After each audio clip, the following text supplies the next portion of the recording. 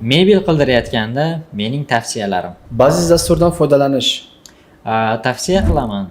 Avtomatlashtirilgan jarayonlar bilan ko'p vaqtingizni tejaysiz va aniq hisob-kitob qilishingiz mumkin. Konstruksiyadan foydalanmaslik. Tavsiya qilmayman.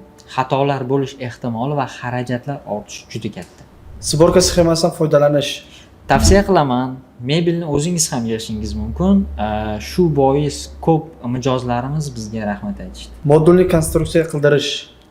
Tavsiya qilaman. Yig'ishga oson va bir joydan ikkinchi joyga ko'chirish oson. O'lchamlarda mijozlarning o'zi hisoblashi. Tavsiya qilmayman. Встроенный mebellarni o'lchashda o'z ustasiga topshirmasangiz, zazorlar bilan muammolar kelib chiqishni boshlaydi. Bu esa sizga yana ortiqcha xarajat, qo'shimcha bosh og'riq bo'ladi. Baziz dasturida foydalanuvchi, sborka sxema taqdim etuvchi, modulli konstruksiya qilib berish xizmatlarini Craftwooddan topishingiz mumkin.